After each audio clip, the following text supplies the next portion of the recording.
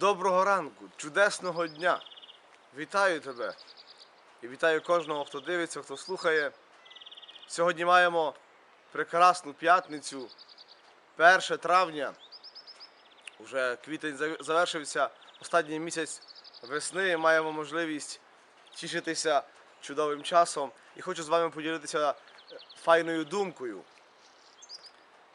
Одна жінка мені каже: я сиджу на проповіді, слухаю одного священника, якого люблю слухати, через якого Бог мене торкається. І він так говорить, тишина в церкві. І тут раз священник чихає серед проповіді. Вона така: священники, виявляється, чихають. Я кажу: ну так, буває, таке буває, що священники грішать таким ділом. Тобто, нам треба зрозуміти, є один стереотип у житті духовному, коли ти читаєш життя святих, читаєш життя великих людей, читаєш життя, не знаю, апостолів, і тобі здається, ну це нереально. Ну жити так, як вони жили, це неможливо. Правда? Ну так відповідати на заклик Бога, як вони, я не знаю, я здаюся, правда? В мене нема сил. Спокійно, без паніки.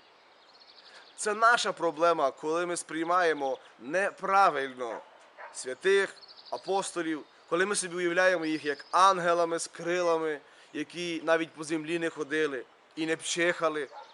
Спокійно.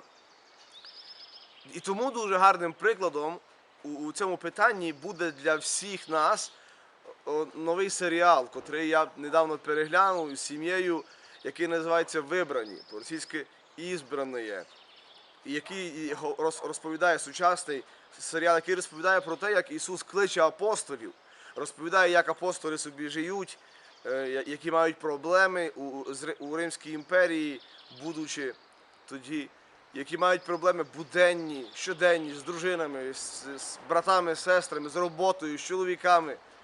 І грішниками є.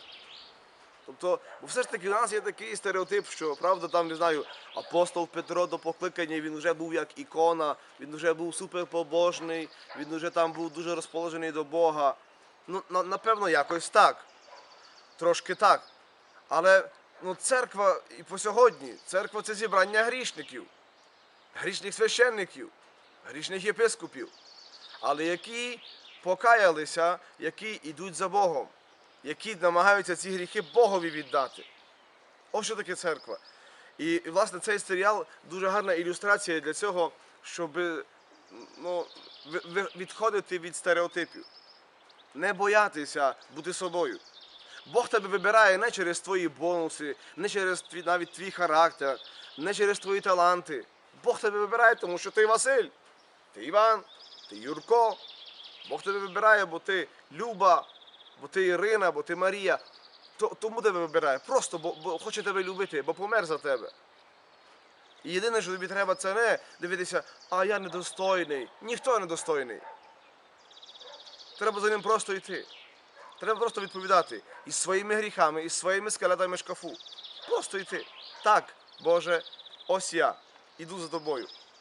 Тому нехай сьогоднішній день стане нагодою для кожного з нас наново піти за ним. Зрозуміти, що всі апостоли, всі святі пчихали, кашляли, хворіли, мали свої заноси, перепрошую за вислів, мали свої гріхи, але з яких успішно каялися і йшли за Богом наново. Тому не кашляйте і не пчихайте, але йдіть за ним. І не бійтеся бути собою.